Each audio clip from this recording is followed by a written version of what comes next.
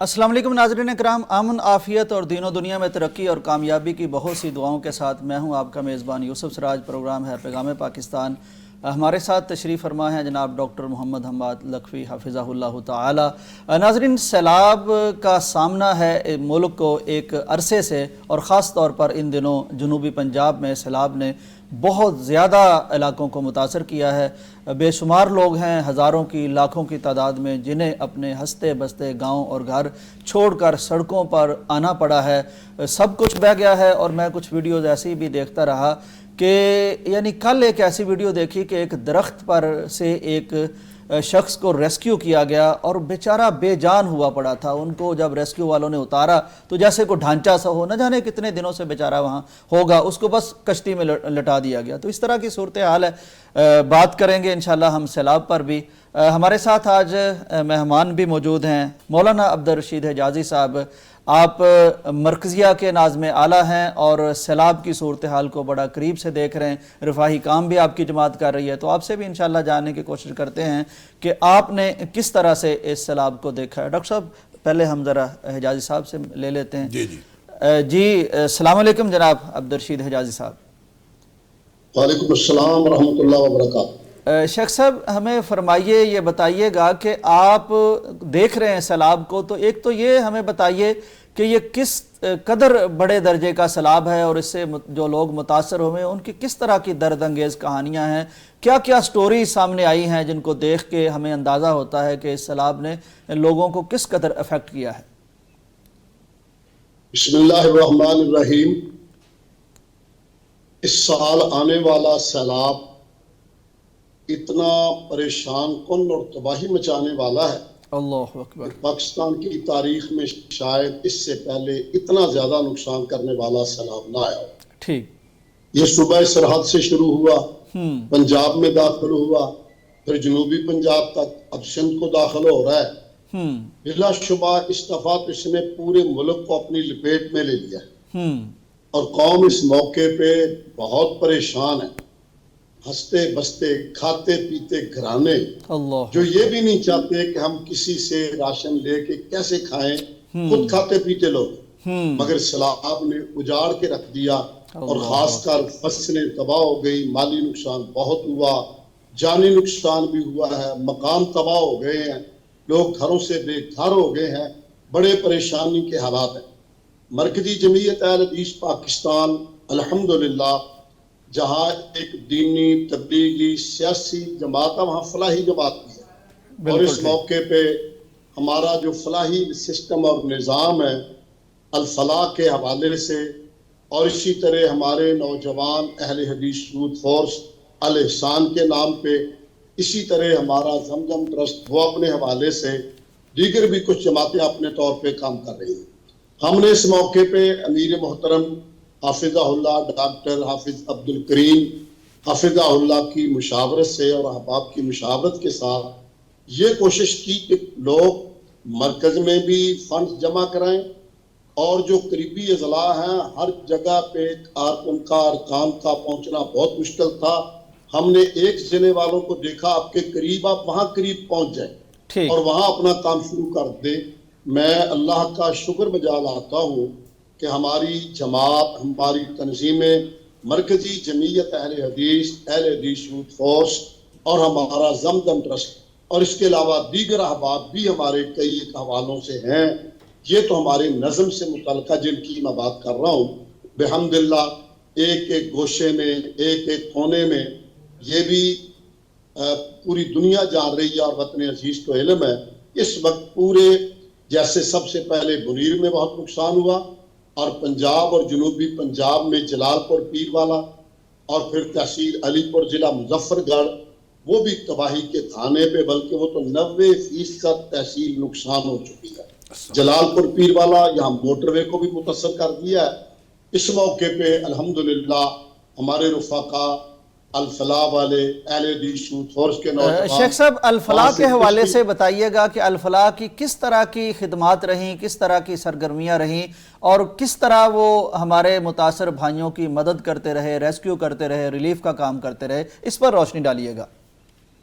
अल-फलाह वाले माशाल्लाह शुरू दिन से ही मुनीर से शुरू हुए थे।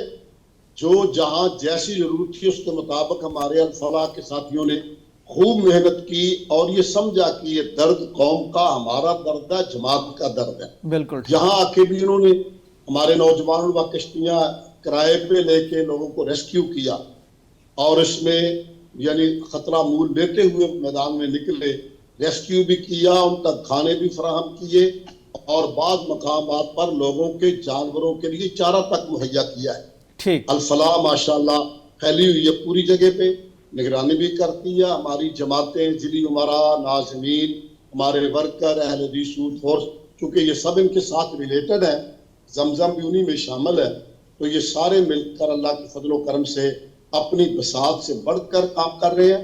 اور دنیا دیکھ رہی ہے کہ مرکزی جمعیت اہل حدیث کے یہ تمام طبقات، تمام گروہ الفلاح کے زیر سایہ مرکزی جمعیت اہل حدیث کی سرپرستی نگرانی میں امیر محترم کی ہدایات کی روشنی میں پورے حلقوں میں، پورے ملک میں پھیلے ہوئے اپنی خدمات سر انجام دے رہے ہیں. جی بہت شکریہ جی، بہت خوشی ہوئی. اللہ تعالیٰ آپ کو جزائے خیر عطا فرمائے. آپ نے اپنی تنظیم کا، اپنی سرگرمیوں کا تذکرہ فرمایا بڑے پرخلوص انداز میں، بڑے درد دل کے ساتھ. ظاہر ہے اس موقع پر ہم نے دیکھا ہے کہ دینی جماعتیں، یعنی جس طرح آپ نے اپنی جماعت کا تعارف کروایا، اسی طرح باقی جماعتیں بھی جو صف اول میں نظر آتی ہیں، سر فہرست نظر آتی ہیں، دینی جماعتیں نظر آتی ہیں، واقعتاً انہوں نے قوم کے درد کو اپنا درد سمجھا ہے اور حق ادا کیا ہے اپنے مسلمان ہونے کا. بہت شکریہ آپ کا، آپ کے وقت کا. شکریہ. ڈاکٹر صاحب یہ چیز یعنی جس طرح بڑی تفصیل کے ساتھ مولانا صاحب بیان فرما رہے تھے، تو آپ نے بھی ڈاکٹر صاحب دیکھا ہوگا، آپ کے بھی جذبات سامنے آتے رہتے ہیں، آپ کا سوشل میڈیا ہو یا اپنی پرسنل پارٹیسپیشن ہو، تو دینی طبقے نے ڈاکٹر صاحب جس طرح بڑھ چڑھ کر اس میں شمولیت اختیار کی ہے. کوئی غیر دینی جماعتیں جو تھیں، جو عام طور پر انسانی حقوق کی بات بھی کرتے ہیں اور اس طرح کے ان کے نعرے اور سلوگنز بھی ہوتے ہیں، وہ اس طرح سامنے نہیں آ سکے. آپ کیا سمجھتے ہیں ڈاکٹر صاحب، اس کی کیا وجہ ہے کہ دینی جماعتیں وہ زیادہ ایکٹیو نظر آتی ہیں؟ بسم اللہ الرحمن الرحیم. دیکھیں یہ بات نظریے کی ہے، عقیدے کی ہے اور کنسرن اور خیرخواہی کی ہے. نبی پاک صلی اللہ علیہ وسلم فرمایا دین النصیحہ، دین ہے ہی خیرخواہی کا نام. جو لوگ نبی کریم صلی اللہ علیہ وسلم کی سنت کے جتنے پابند ہیں اور جتنا دین پر عمل کرتے ہیں، اتنے زیادہ وہ لوگوں کے ساتھ کنسرن ہوتے ہیں، ان کی خیرخواہی کے ساتھ ان کا کنسرن ہوتا ہے.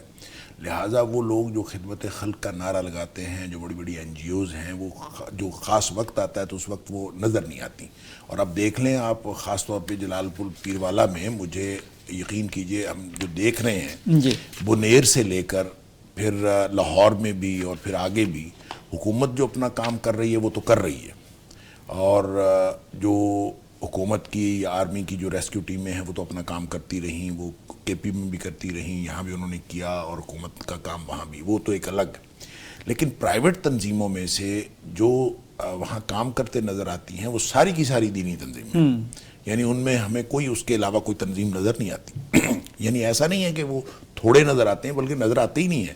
اور وہاں میری بات ہوئی جلال پور، ہمارے جو بہاولپور کے ساتھی ہیں عمران سلفی صاحب، ان سے میری بات ہوئی تو انہوں نے مجھے بتایا کہ یہاں کے جو MPAs ہیں یا یہاں کے جو انتظامیہ کے لوگ ہیں وہ بھی دیکھ رہے ہیں کہ کون کام کر رہا ہے. تو کہتا ہے وہ گزرتے ہوئے گاڑی سے اتر کے ہمیں ملے اور انہوں نے ہمارا شکریہ ادا کیا کہ آپ جتنا کام کر رہے ہیں اتنا کام کوئی نہیں کر رہا. ماشاءاللہ. اور یہ یعنی صرف ایسا نہیں ہے کہ لوگ بس کام کرتے جا رہے ہیں، وہ ریکگنائز بھی ہو رہا ہے، لوگوں کو نظر بھی آ رہا ہے. اور ابھی جو ہے وہ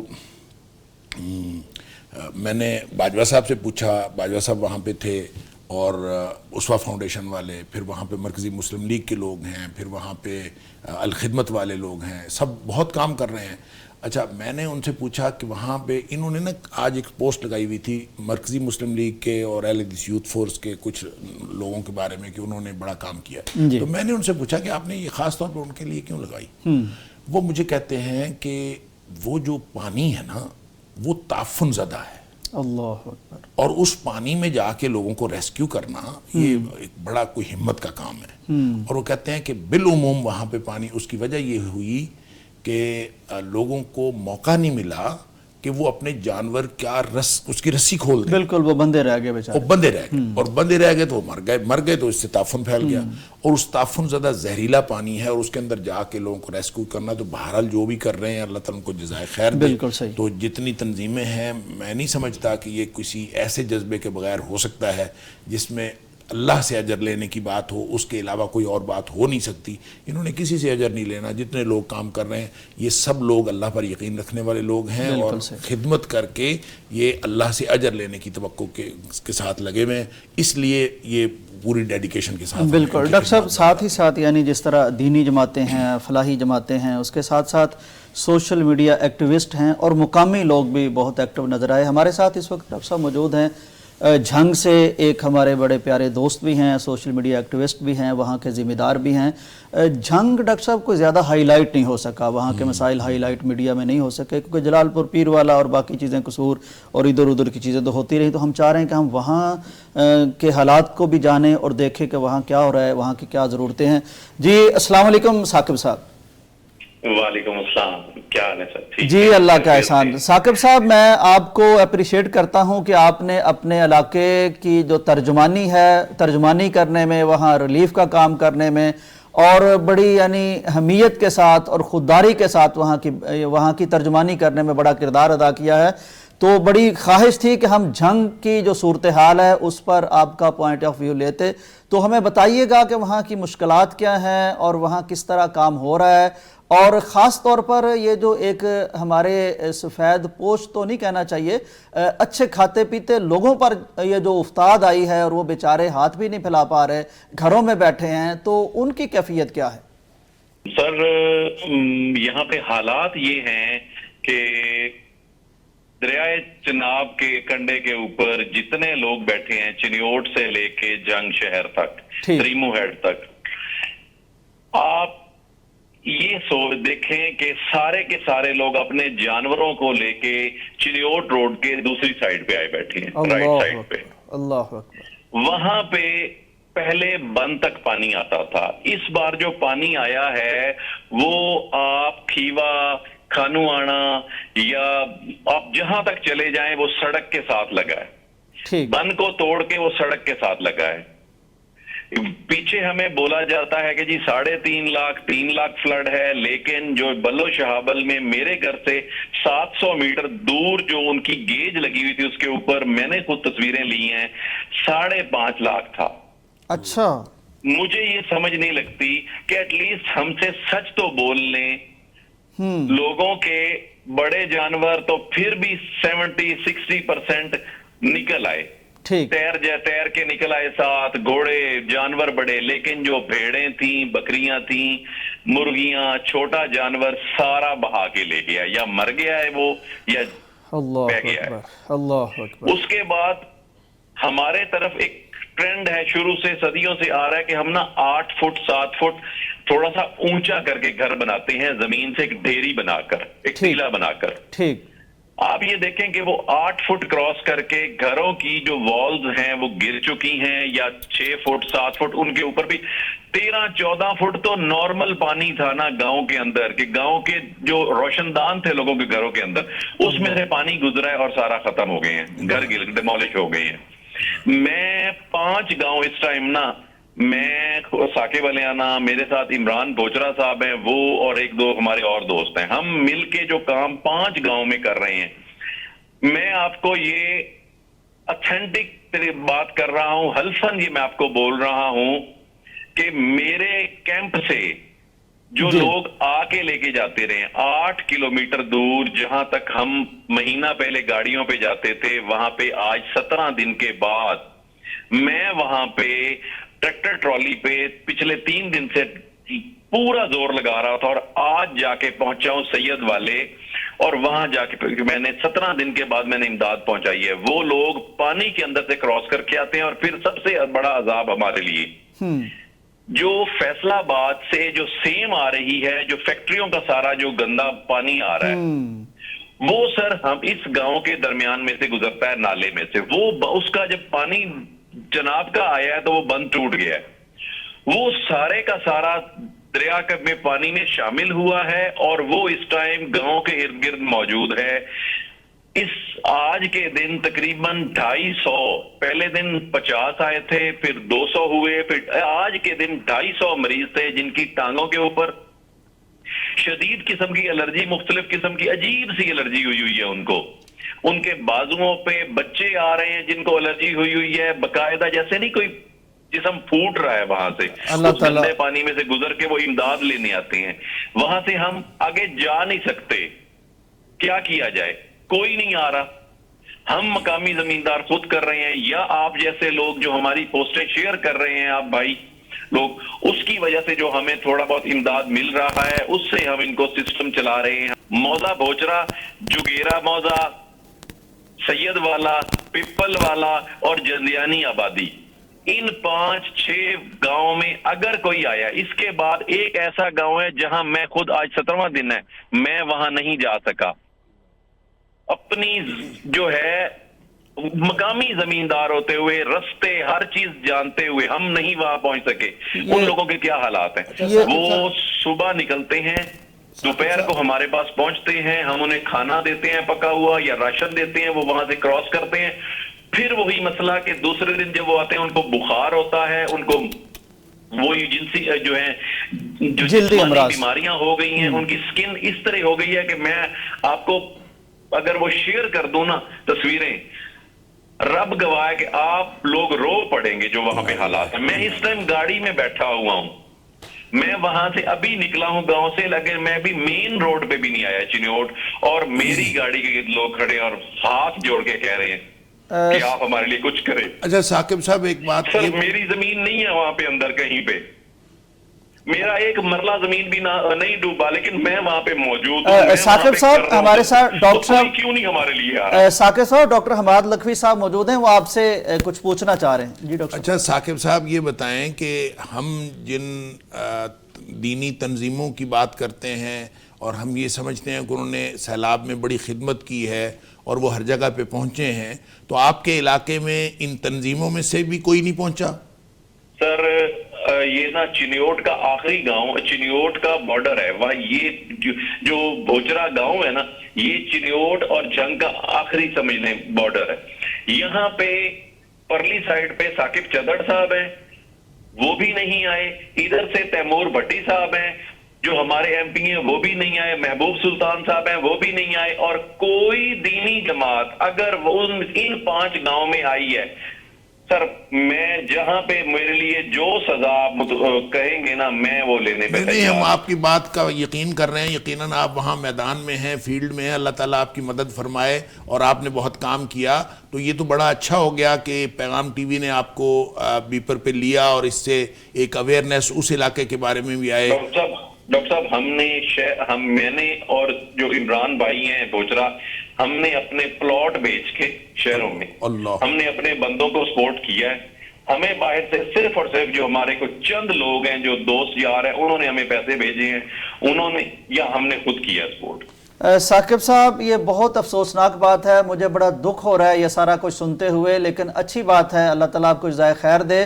میں جانتا ہوں یعنی آپ ایک بڑے اچھے فارمر ہیں، آپ ریلیف کے کام کر رہے ہیں. چلیں آواز آپ کی بلند ہوئی، پیغام اس کا ذریعہ بنا، یہ بات اب سنی جائے گی، اور ہماری درخواست ہوگی کہ اس طرح تو نہیں کرنا چاہیے. ایسی مصیبت میں سیاستدانوں نے بھی چھوڑ دیا، حکومت نے بھی چھوڑ دیا، انتظامیہ نے بھی چھوڑ دیا. آپ تو چلیں وہاں کچھ کام کیا لوگوں کے لیے، لیکن حکومت نے تو بہت افسوسناک معاملہ ہے. بہرحال آپ کا بہت شکریہ جی، انشاءاللہ کوشش کریں گے پھر بھی کبھی آپ سے بات ہو سکے. جی سر بہت بہت شکریہ.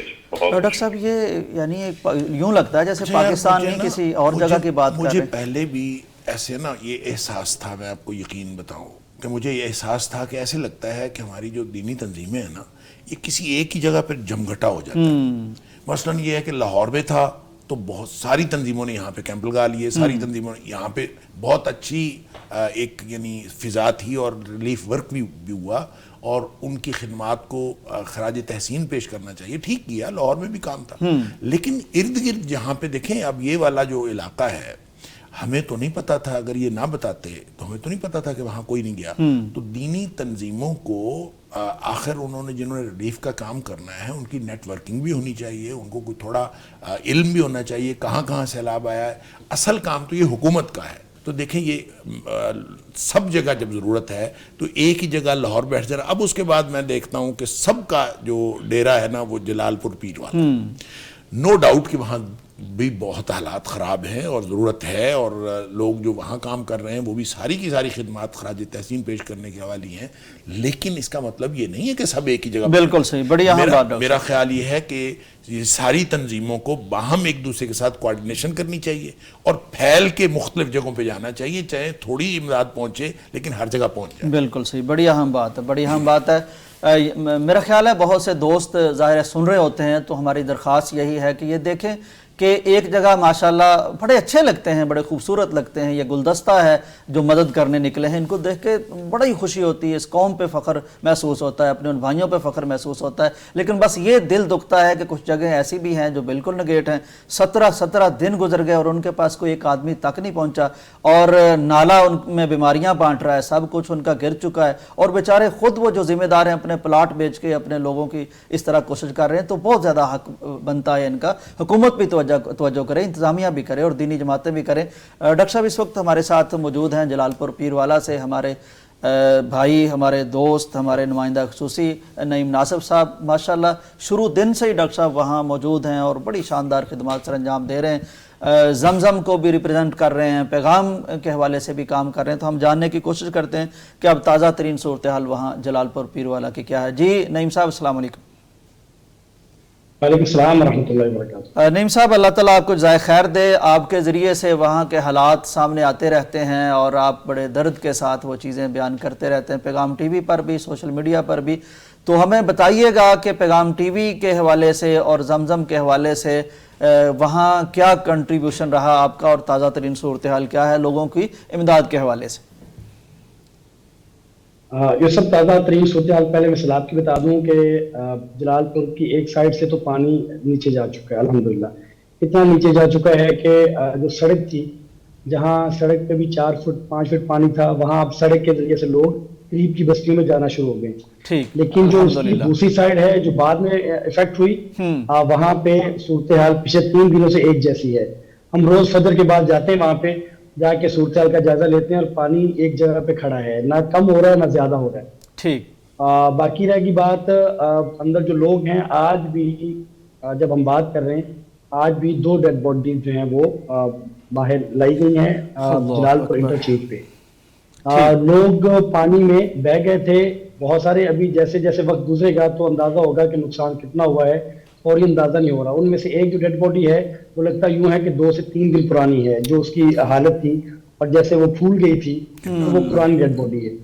اس لیے حالات ابھی تک جو ہے وہ جلال پور کے اس سائڈ کے حالات جو ہیں وہ ویسے کے ویسے ہی ہیں. اتنا ہوا ہے کہ لوگ جو ہیں وہ اکثر ریسکیو کر لیے گئے. اب وہ لوگ اندر رہ گئے ہیں جو اپنے اموال کی, جو اپنے گھروں کی, مویشی کی, ان کی دیکھ بھال کر رہے ہیں. ان کا خیال یہ ہے کہ اگر یہاں سے نکلیں گے تو یہ چوری ہو جائیں گی, چوریاں ہو جاتی ہیں. تو وہی لوگ اندر ہیں, باقی لوگ الحمدللہ بہت سارے لوگ ریسکیو ہو گئے ہوں گے. باقی رہ گئی بات پیغام ٹی وی کی, تو پیغام ٹی وی کا کیمپ پہلے وہاں موجود تھا, اب یہاں موجود ہے, اور ہم الحمدللہ پہلے دن سے یہ کر رہے ہیں کہ جو لوگ ریسکیو ہو کے باہر آتے ہیں ان کو وہاں کھانا کھلاتے ہیں, پانی پیش کرتے ہیں, بچے ہوتے ہیں بسکٹ دیتے ہیں, اپنے کیمپ میں بٹھاتے ہیں, تو اس کے بعد ان کو آگے بستیوں میں بھیجتے ہیں. تو یہ کام مسلسل ہم کر رہے ہیں. آج پھر اس کے بیچ میں ہم نے کپڑے تقسیم کیے, بچوں کے, خواتین کے, بڑوں کے, جوتے تھے, اس میں بستر تھے, اس میں مچھردانیاں تھیں, یعنی مختلف طرح کی چیزیں اس میں ہم نے تقسیم کی. آج اس وقت جب ہم بیپر کی طرف کے لیے آئے ہیں تو اس وقت الحمدللہ ہم کوئی 500 کے قریب راشن پیک تیار کر رہے ہیں. اس وقت ہم تیاری میں لگے ہوئے تھے, پوری ٹیم ہماری لگی ہوئی ہے, اور انشاءاللہ تعالیٰ امید یہ ہے کہ ہم اگلے کوئی 3-4 گھنٹے تک تیار کر لیں گے انشاءاللہ. میں یہی نعیم صاحب جاننا چاہ رہا تھا کہ جیسے کہ آپ بتا رہے ہیں کہ ایک حصے میں پانی اترا ہے, لوگ گھروں میں جا رہے ہیں, تو ظاہر ہے ان کی اب سب سے فرسٹ پرائرٹی یہ ہے کہ بیچاروں کے پاس کچھ کھانے کو ہو. اب گھروں میں چلے جائیں گے, وہاں سامان تو نہیں ہوگا, کھانا بھی نہیں ہوگا, تو اس کا مطلب ہے کہ ان کے لیے آپ راشن پیک کر رہے ہیں. جی الحمدللہ بالکل ہم ان کے لیے راشن پیک کر رہے ہیں, بلکہ ہمارا پورا جو ہے وہ ایک پیکیج ہے. پیکیج یہ ہے کہ ابھی انشاءاللہ آغاز میں ہم نے ان کو پکا ہوا کھانا دیا ہے, ابھی راشن پہنچائیں گے, اور پھر جو پانی نیچے اتر جائے گا تو پھر ہم انشاءاللہ سروے کر کے وہ جو مستحق افراد ہیں, جیسے یتیم بچے ہیں, بیوہ کوئی خاتون ہیں, سو اس طرح کے جتنے گھر ہوں گے انشاءاللہ ہم جائیں گے کہ ہم ان کے گھروں کو تعمیر کر سکیں، جیسا کہ ہم نے سندھ میں کیا، ہم نے جنوبی پنجاب میں کیا. سندھ میں تو آپ لوگوں نے سندھ میں تو مسجدیں بھی تعمیر کی تھیں، یہاں بھی اس طرح کا ارادہ یہاں بھی کریں گے، یہاں بھی کریں گے انشاءاللہ تعالی. خیال یہی ہے کہ جیسے سندھ میں سیلاب کے بعد ہم 2 سال تک کام کرتے رہے، یعنی ہم کوئی ہفتے 2 ہفتے کے بعد وہاں سے نہیں نکلے، اسی طرح یہاں بھی ہمارا یہی خیال ہے کہ انشاءاللہ تعالی پانی اترے گا تو ہم رہیں گے جب تک کہ جتنی ہماری استطاعت ہے اتنے مکان تعمیر نہ کر لیں، مساجد بحال نہ کر لیں، انشاءاللہ ہم یہاں رہیں گے. جی ٹھیک ہے نعیم صاحب، بہت شکریہ. اللہ تعالیٰ آپ کو اور آپ کے ساتھ جتنی بھی تنظیمیں وہاں موجود ہیں اس کے رضاکار ہیں، اللہ تعالیٰ ان کی محنت قبول فرمائے. بہت اچھا کام ہو رہا ہے، ظاہر ہے انسانیت کے درد چن رہے ہیں آپ لوگ، اللہ تعالیٰ جزائے خیر دے. ڈاکٹر صاحب جی بہت شکریہ. ڈاکٹر صاحب یہ بڑی اہم بات ہوئی اب کہ یعنی یہ ایک ہنگامی اور ایمرجنسی کی صورتحال تھی، ریسکیو کرنا، پھر ان کو ریلیف دینا، لیکن اصل ڈاکٹر صاحب قیامت کا مرحلہ تو اب شروع ہونا ہے جب اپنے گھروں کو جائیں گے اور وہاں کچھ نہیں ہونا. تو یعنی اس قوم کا جذبہ ابھی آگے بڑھنا چاہیے بیچاروں کو. یعنی وہ جب ہم دیکھ رہے تھے کہ پانی آ رہا ہے، لہریں ہیں اور اس طرح، وہ تو ہم نے بڑا کام کیا، لیکن یہ بڑا کام تو اب شروع ہونے جا رہا ہے. میرے خیال میں وہ جو جھنگ والے ثاقب صاحب جو کہہ رہے تھے نا، جی اس جذبے کی ضرورت ہے. اپنے پلاٹ بیچیں، لوگوں کے پاس جو کچھ ہے وہ لگا دیں اس کے اوپر. اصل میں اللہ تعالیٰ جو ہے نا وہ کسی کا کچھ رکھتا نہیں ہے. اللہ اکبر. اور اللہ تعالیٰ نے قرآن میں جہاں کہیں بھی صدقات خیرات کی بات کی ہے اس کو قرض حسنہ قرار دیا. اللہ کا دیا ہوا مال ہے، جب آپ اللہ کے راستے میں خرچ کرتے ہیں تو وہ ایک قرض حسنہ کی صورت بنتی ہے. اللہ تعالیٰ وہ اس کو واپس لوٹاتا ہے، اور جب اللہ واپس لوٹاتا ہے تو وہ اتنا نہیں لوٹاتا، وہ اس کو دگنا چوگنا 10 گنا کر کے لوٹاتا ہے. بالکل صحیح. لہٰذا اس بات پر یقین رکھتے ہوئے کہ ہمارے بھائیوں کو، ہماری بہنوں کو، ہمارے بچوں کو ضرورت ہے، تو میرے خیال میں جو بھی ہم سب لوگ جو حالت امن میں ہیں، جہاں پہ سیلاب نہیں آیا اور اللہ کے فضل سے ہم سب حالت امن میں ہیں، ہم سب کو اپنی ساری جمع پونجی لگا دینی چاہیے تاکہ ان کے جو ہیں وہ ریسکیو کا کام ہو گیا، ان کے جو فوری طور پر ریلیف کا کام ہے یہ بھی ہو، اور پھر جو بحالی کا کام ہے وہ بھی چلتا رہے. یہ سارے کام جو ہیں ہوں، ان کے گھر تعمیر ہونے تک ہم سب کو لگا دینا چاہیے. اور اصل یہ ہم جو کر رہے ہیں یا تنظیمیں جو کر رہی ہیں، یہ سب کا سارے کا سارا یہ رضاکارانہ کام ہے. اصل یہ ذمہ داری گورنمنٹ کی ہے. بالکل. اور حکومت اگر نہیں کرتی تو حکومت تو قیامت والے دن ان سے پوچھا جائے گا. یہ ان کے پاس تو سارے وسائل ان کے پاس ہیں، اربوں خربوں ہر چیز پہ لگ جاتے ہیں، اربوں خربوں کا پیٹرول سرکاری طور پر جو آفیسرز کو دیا جاتا ہے، اربوں خربوں کی گاڑیاں ہیں جو چل رہی ہیں، اور اتنے اخراجات ہیں گورنمنٹ کے. تو صرف اخراجات اگر کم کر لیے جائیں یا ان کو تھوڑا سا ہولڈ کر لیا جائے، اور تو یہ سارے ریلیف کا کام ہو سکتا ہے، اور ان کے ریسکیو کا، ان کے بحالی کا کام بھی ہو سکتا ہے. لیکن ہر ایک کی اپنی پریورٹیز ہیں. میرے خیال میں جن میں درد دل ہے اور ذرا بھی ایمان ہے اللہ پر، ان کو سب کچھ لگا دینا چاہیے. انشاءاللہ اللہ تعالیٰ دنیا میں بھی عطا کرے گا اس کا بدلہ، اور آخرت میں بھی. بالکل صحیح. ناظرین، صورتحال یہ ہے کہ حکومت صرف ٹیکس لینے کا نام نہیں ہوتا، حکومت صرف حکم چلانے کا نام نہیں ہوتا، حکومت صرف مراعات لے لینے کا نام نہیں ہوتا، حکومت صرف وہ کر و فر دکھانے کا نام نہیں ہوتا، حکومت ڈیلیور کرنے کا نام ہوتا ہے. اور خاص طور پر جب کسی قوم پر اس طرح کی افتاد اور آفت آتی ہے تو اسلامک ہسٹری یہ بتاتی ہے کہ حضرت عمر رضی اللہ تعالیٰ عنہ جب خلیفہ تھے اور جب قحط کا سامنا تھا تو انہوں نے اپنے دسترخوان سے تیل، جس کو ہم گھی کہہ سکتے ہیں، روغن کہہ سکتے ہیں، اٹھوا دیا تھا. اور یہ کیفیت ان کی بن گئی تھی کہ ایک عرصہ انہوں نے نہ سالن چکھا تھا نہ گھی چکھا تھا، کہ میری قوم جس کا میں یعنی جواب دہ بھی ہوں اللہ کے سامنے. اور وہ تو یہاں تک کہتے تھے نا کہ اگر دریائے فرات کے کنارے کو جانور، تو یہ تو پھر انسانوں کا معاملہ تھا. تو یہ والی اسپرٹ اگر ہوتی ہے تو پھر اس کو حکومت کہتے ہیں، اس کو ذمہ داری کہتے ہیں. اور جس طرح کی حکومت ہے وہ آپ دیکھ رہے ہیں، ان کا معاملہ اللہ کے سپرد ہے. لیکن حالت کیا ہے؟ یہ ہمارے بھائی ہیں. جہاں تک کوئی ایک فیملی ذمہ لے لیں، ایک گھر ذمہ لے لیں، ایک کمرہ ذمہ لے لیں، اصل امتحان، اصل کام اب شروع ہونے والا ہے. ہم نے تھکنا نہیں ہے. جیسے ڈاکٹر صاحب نے فرمایا، یہ اسپرٹ چاہیے کہ میرا گھر اگر سلامت بچا ہے تو یہ اس لیے اللہ نے بچایا ہے کہ میرے بھائی کے گھر کو میری ضرورت ہے، مواقعات مدینہ کی ضرورت ہے، انصار و مہاجرین کی کیفیت پیدا کرنے کی ضرورت ہے. بریک کا وقت ہے، واپس آتے ہیں. ناظرین، ویلکم بیک ٹو پیغام پاکستان. ڈاکٹر صاحب، دنیا کی ہسٹری میں، دنیا کی تاریخ میں پہلی دفعہ یہ چیز بھی دیکھنی پڑی، دور جہالت سے لے کر ڈاکٹر صاحب آج تک کی ہسٹری میں، وہ ملوکیت ہو، وہ کوئی بھی طرح کا نظام ہو امور سلطنت چلانے کا، سالسوں کو ڈاکٹر صاحب ایک عزت دی جاتی ہے، سفارتکاروں کو عزت دی جاتی ہے، مذاکرات کاروں کو تحفظ دیا جاتا ہے، لیکن آج کی صدی میں ڈاکٹر صاحب جس کو بڑی انلائٹنمنٹ کی صدی کہا جاتا ہے، انسانی حقوق کی بات کی جاتی ہے، یہاں اقوام متحدہ موجود ہے اور پتہ نہیں کیا کیا کہا جاتا ہے، اس میں ڈاکٹر صاحب یہ کیا گیا ہے کہ امریکہ کی درخواست پر اور اس کی سربراہی میں دو فریقوں کے درمیان مذاکرات کرائے جا رہے ہیں، اور ان کی خواہش ہے کہ ہمارے یرغمالی ان کے پاس ہیں تو ہم چاہتے ہیں کہ بات کروائی جائے۔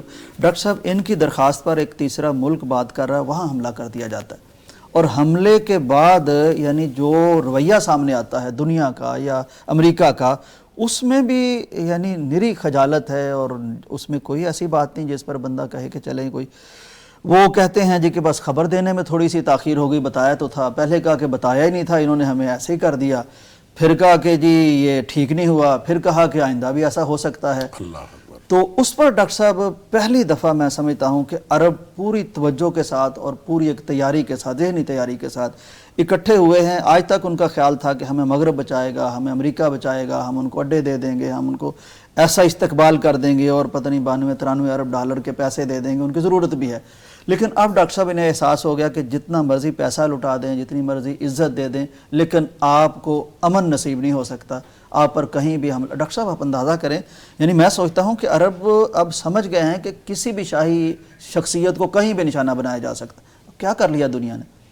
تو اس پر ڈاکٹر صاحب یہ جو اکٹھے ہوئے ہیں، اس پر کئی طرح کی تجاویز بھی آپ کے علم میں ہی آئی ہیں کہ نیٹو کی طرز پر ایک اپنی بنائی جائے، فوج بنائی جائے، تو اس میں پاکستان کو بھی ڈاکٹر صاحب ایک نئی نظر سے عربوں نے دیکھنا شروع کر دیا ہے کہ کم از کم ہم نے پچھلے دنوں ثابت کیا کہ ہمارے ساتھ ایسی چھیڑخانی کو کرے تو روٹی چھوٹی ہمیں کو کم بھی مل جائے تو اس معاملے میں ہم برداشت نہیں کرتے۔ تو پاکستان کی بڑی عزت آج ہی بلکہ وزیر اعظم ہمارے موجود ہیں تو پورا ریاض بھرا ہوا ہے پاکستانی جھنڈوں سے۔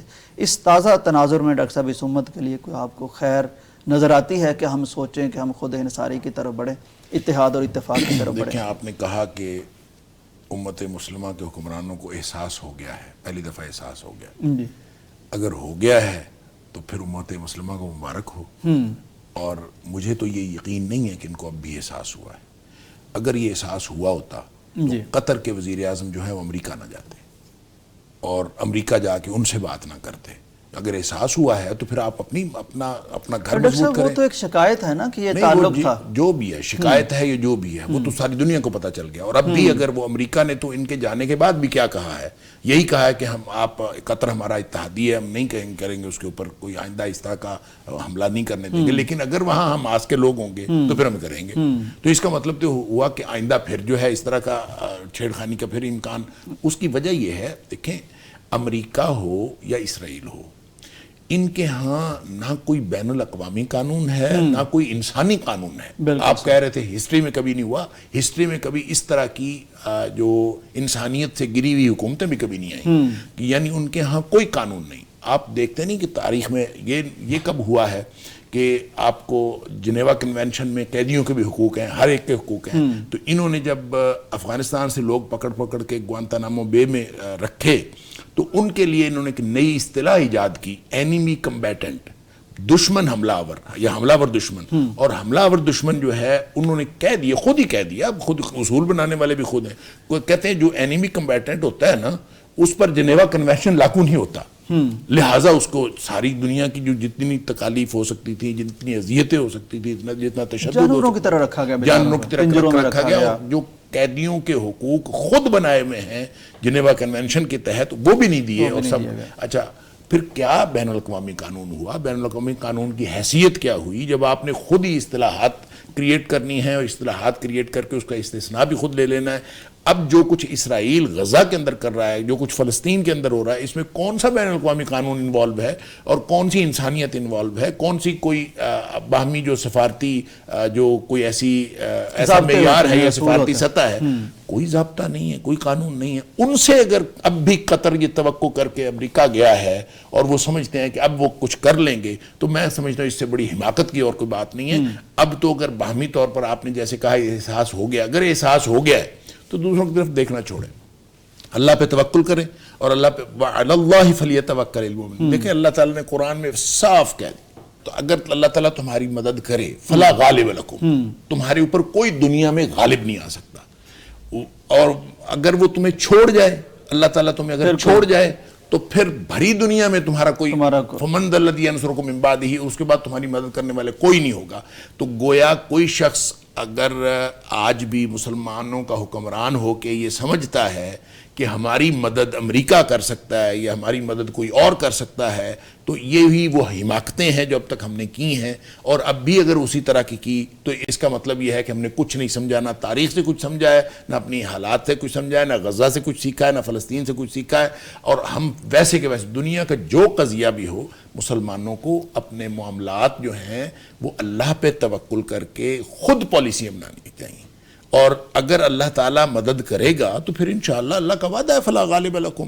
تو مسلمانوں کی فتح اور مسلمانوں کی کامیابی وہ وسائل کی وجہ سے نہیں ہوتی، مسلمانوں کی جو ہے وہ افرادی قوت کی وجہ سے نہیں ہوتی. ڈاکٹر صاحب یہ یعنی ہم دیکھ بھی رہے ہیں ہمارے مسلمانوں کی کامیابی ہوتی ہے اللہ کی مدد سے. لہٰذا جب ہمارا بنیان مرصوص ہوا ہے تو ہم نے اس کے اوپر بھی بات کی تھی کہ اللہ تعالیٰ نے مدد کی، ہم نے قرآنی اصطلاحات استعمال کی، ہم نے دعائیں کی، ہم نے اور ڈاکٹر صاحب ہم ڈٹ گئے یعنی ظاہر ہمارا کمپیریزن بنتا ہی نہیں. اور وَعَلَى اللَّهِ فَلْيَتَوَكَّلِ الْمُؤْمِنُونَ، اللہ پر ہی اہل ایمان کا توکل ہونا چاہیے. اگر اس طرح کا رویہ یہ اب اختیار کر لیں گے سارے مسلمان حکمران اور مل کے نیٹو کی طرح کی فورس بنائیں یا جو بھی بنائیں، جتنا ان کے پاس ہے، دیکھیں وَأَعِدُّوا لَهُم مَّا اسْتَطَعْتُمْ، جتنی طاقت ہے اس کو آپ کے پاس ایٹم بم ہے، پاکستان کے پاس ایٹم بم ہے، اس کو بھی تیار رکھیں اور دنیا کو اس ایٹم بم کے ذریعے سے آنکھیں دکھائیں ان کو. دیکھیں تگڑی فوج، اور آپ نے اشارہ کیا کہ ہمارے پاس چلیں اگر کھانے کو کچھ نہیں ہے تو ہمارے پاس اللہ کا شکر ہے مضبوط فوج ہے اور ہم نے اپنا دفاع کیا. دیکھیں یہ سب کچھ اللہ کی مدد سے ہوتا ہے. 7 گنا بڑا یا 6 گنا بڑا جو ملک ہے اس کے خلاف جنگ لڑنا یہ تو جگرے کا صاحب ہم نے کوئی اس اکیلے کے خلاف تھوڑی لڑی تھی. اسی کے اسرائیلی ڈرون آتے رہے تھے اور پتہ نہیں کس کس کی مددیں تھی اس کے ساتھ. اس لیے جو علاج ہے نا وہ ایک ہی ہے. اور ہم نے پہلے بھی غزہ کے حوالے سے بات کرتے ہوئے ہمیشہ ہم نے یہاں پہ اسی پیغام پاکستان میں ہم نے بات کی کہ علاج یہی ہے کہ یہ 57 اسلامی ملک یہ مرنے کا عزم کر لیں. اللہ اکبر. جس دن انہوں نے مرنے کا عزم کر لیا زندگی مل جائے گی اور زندگی بن جائے گی. واہ بہت خوب بہت خوب ڈاکٹر صاحب. وہی دیرینہ بیماری، وہی نامحکمی دل کی، علاج اس کا وہی آب نشاط انگیز ایسا کہ اللہ کی طرف پلٹنا اور اپنے آپ پر انحصار کرنا. ان کو کیسے ہم دوست بناتے ہیں یا سمجھتے ہیں جو نہ ہسٹری میں کبھی دوست بنے ہیں، نہ قرآن انہیں ہمارے دوست بتاتا ہے اور نہ کبھی انہوں نے دوستی ثابت کی ہے. تو دیکھنا ہوگا. ڈاکٹر صاحب کا خیال ہے کہ فوراً پلٹ آئیں. میرا خیال ہے کہ وہ چونکہ جہاں تک پھیل چکی ہیں چیزیں ان کو سمیٹنے میں کچھ وقت لگے گا. میرا اندازہ یہ ہے کہ یہ دلوں میں باتیں اتر چکی ہیں اور اب بدلے گا وقت. لیکن ڈاکٹر صاحب کے بقول اگر جتنی جلدی فیصلہ کریں اتنا جلدی خیر برآمد ہوگی. بریک کا وقت ہے، واپس آتے ہیں. ناظرین ویلکم بیک ٹو پیغام پاکستان. ڈاکٹر صاحب کسی بھی ملک کی سالمیت اور اس کی جو خودداری ہوتی ہے یا حمیت یا غیرت ہوتی ہے اس کی بھی ایک قیمت ادا کرنی پڑتی ہے. اور یعنی طریقوں سے طرح سے لوگ پھر حملہ آور ہوتے ہیں. پاکستان کی ہم بات کر رہے تھے کہ اللہ تعالیٰ نے اس کو عزت دی ہے لیکن دشمن کئی طریقوں سے یعنی اس کے پاک جسد پر اپنے ناپاک پنجے گاڑتا ہے. اس کی ایک شکل خوارج ہے. اس کا نام انہوں نے خوارج رکھا، میں تو داد دیتا ہوں یہ نام جو رکھا. ڈاکٹر صاحب اب میں سپیچ سن رہا تھا ہمارے پرائم منسٹر کی، انہوں نے اتنا کلیئر اور اتنا واضح افغانستان سے کبھی بات نہیں کی. انہوں نے کہا دیکھیں آپ ہمارے دوست ہیں لیکن اگر آپ مخلص اور سچے دوست بن سکتے ہیں تو پھر بن کے دکھائیں. اگر آپ کی طرف سے یہ خوارج آتے رہیں گے اور ہمارے یعنی ملکوں پر حملے، ہمارے شہروں پر حملے، ہمارے فوجیوں پر حملے کرتے رہیں گے تو پھر آپ دیکھ لیں، آپ غور کر لیں پھر، ورنہ پھر فوج تو اس ملک کی سالمیت کے لیے اور سلامتی کے لیے کچھ کرے گی. ڈاکٹر صاحب اتنا لاؤڈ اینڈ کلیئر کوئی بیان افغانستان سے کو کبھی نہیں دیا گیا. یہ ڈاکٹر صاحب کیا طریقہ ہے ان کا کہ وہاں سے لوگ آ رہے ہیں، امت مسلمہ ایک طرف غیر ہم پر یعنی حملے کر رہے ہیں اور ہمیں سر اونچا کرنا مشکل ہو رہا ہے اور اندر سے یہ چیزیں بھی ہماری چل رہی. دیکھیں افغانستان میں جب سے یہ یعنی طالبان کی حکومت بننے سے پہلے بھی کہ افغانستان کے اندر جتنا انفلوئنس انڈیا کا ہو گیا اور انڈین لابی کا ہو گیا، بہت انویسٹمنٹ کی تھی انہوں نے اور وہ بہت انویسٹمنٹ کی اور وہ انفلوئنس طالبان کی حکومت آنے کے بعد بھی جاری رہا.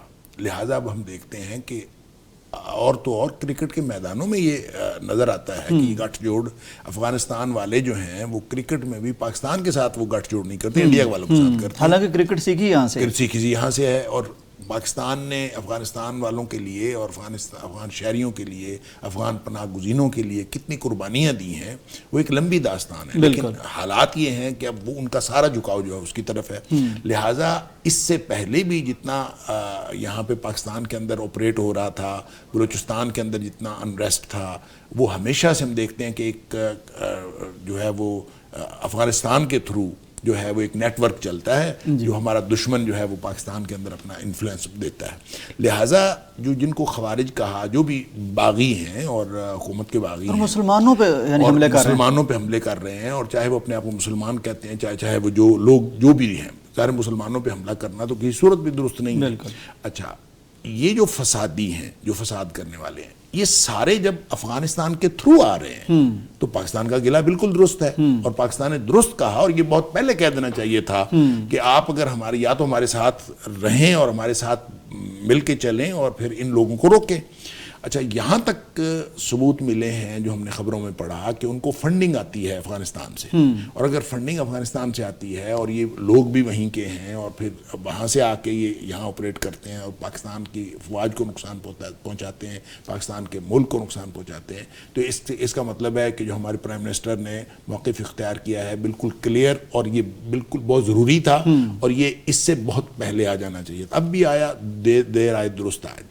لیکن ایک بات میں کل پرسوں ایک خبر پڑھ رہا تھا، خبر تو چھوٹی سی تھی ٹھیک، لیکن اس سے مجھے ایک خیال آیا کہ اس میں یہ تھا کہ جب خوارج کے ساتھ جھڑپ ہوئی ہے آرمی کی، اور اس میں کچھ ہمارے آرمی کے جوان شہید ہوئے، کچھ ان کے بھی مارے گئے، تو اس دوران جو ہمارے جوانوں کی جو لاشیں تھیں، جو میتیں تھیں، وہ ان کی طرف رہ گئیں. کوئی ایسا سلسلہ تھا.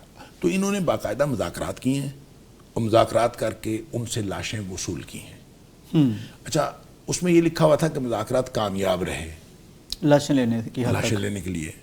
اب آپ یہ بتائیں، میرے دل میں یہ خیال آ رہا تھا کہ اگر لاشوں کا تبادلہ کرنے کے لیے مذاکرات کامیاب ہو سکتے ہیں تو پھر ان کے ساتھ کسی اور ایشو پہ کامیاب کیوں نہیں ہو سکتے؟ لاشوں سے پہلے کیوں نہیں ہو جاتے؟ اس سے پہلے کیوں نہیں ہو جاتے؟ پھر ان کے ساتھ مذاکرات کیے جا سکتے ہیں. اس کا مطلب ہے مذاکرات کا امکان ہے. تو اگر مذاکرات کا امکان ہے، مجھے تو نہیں پتا، اور ہمیں تو یہاں بیٹھ کے نہیں پتا کہ وہ جو لوگ باہر سے آپریٹ کیے جا رہے ہیں، ظاہر ہے وہ ایک مقصد کے لیے آپریٹ کیے جا رہے ہیں، اور تو ان کا مقصد تو صرف پاکستان میں فساد پھیلانا ہے. اور اگر وہ فساد ہی پھیلانا چاہتے ہیں تو پھر تو ان کا علاج اس کے علاوہ کوئی نہیں کہ ان کے ساتھ لڑا جائے. لیکن اگر کہیں امکانات ہیں مذاکرات کے تو اس امکان کو اویل کرنا چاہیے، اور اس امکان کو اویل کر کے پاکستان کے امن کو ٹاپ پریورٹی بنا کے، اور پاکستانی افواج جو ہیں وہ اس سلسلے میں بھی پیش قدمی کر سکتی ہیں. تو یہ آپشنز. ڈاکٹر صاحب، یہ جو آپ نے بات بیان فرمائی بڑی اہم بات ہے. میرا خیال ہے کہ جو آپ فرما رہے ہیں کہ بہت پہلے ہمیں یہ میسیج دینا چاہیے تھا، شاید یہ میسیج نہ دینے کی وجہ بھی یہ رواداری اور وفاداری ہی ہے. بالکل صحیح. اب بھی ڈاکٹر صاحب یعنی وہ کھل کے مقابلے میں تو نہیں آ رہے. یعنی یہ جو بیان دیا ہمارے پرائم منسٹر نے تو یہ کہا نا کہ مخلص ہمیں کہتے ہو تو بن کے بھی دکھاؤ، کہتے ہو وفادار تو وفا کر کے دکھاؤ، اگر نہیں تو پھر دشمن تو بنو. یعنی یہی کیفیت ہے شاید جس کی وجہ سے یہ بیچارے ابھی تک فیصلہ ہی نہیں کر پا رہے، اور یہ بڑی خطرناک بات ہے. یہ ان کو کرنا چاہیے. یہ بالکل صحیح ہے. اور گورنمنٹ آف پاکستان اور پاکستانی افواج اور ہمارے سیکیورٹی ادارے وہ جس طرح پاکستان کی حفاظت کر رہے ہیں ان کو تو اسی طرح کرنی چاہیے. ظاہر ہے کوئی فسادی اگر فساد پھیلائے گا تو اس کے خلاف ایکشن تو لینا پڑے گا. اور جب اس کے کھرے پیچھے کہیں اور جاتے ہیں، جہاں بھی نہ بھی جاتے ہوں، اگر جاتے ہوں تو یہ تو اور زیادہ سنگین ہو جاتا ہے. لیکن جو بھی ملک کے امن کا جو بھی دشمن ہوگا اس کے خلاف ادارہ جہاد حرکت میں آئے گا، اور وہ باہر سے آئے، انٹرنل فیکٹر ہو یا ایکسٹرنل فیکٹر ہو، اس کے خلاف ادارہ جہاد کا حرکت میں آنا یہ عین شرعی ذمہ داری ہے اور عین درست ہے. لیکن میں یہ عرض کر رہا ہوں، اگر وہ ایسے لوگ ہیں، اگر وہ ان کی جڑیں پیچھے سے ان کی ڈوریاں نہیں ہلائی جا رہی، اگر وہ لوکل لوگ ہیں، اگر وہ اس طرح کی کوئی بات ہے، اگر ان سے مذاکرات کا کوئی امکان ہے تو بہرحال اس کو اویل کرنا چاہیے. اور ٹاپ پریورٹی تو ملک کا امن ہے، وہ جس طریقے سے بھی حاصل کیا جا سکے بہرحال افواج پاکستان کو کرنا چاہیے، اور جو وہ خدمات پیش کر رہے ہیں ان کو سلام پیش کرتے ہیں. بالکل صحیح. ڈاکٹر صاحب، اس میں اب جو تازہ ترین ایک ہم دیکھ رہے تھے، یعنی یہ جذبہ اس ملک کے لیے لڑنے والوں کا وہ بھی کمال کا جذبہ ہے.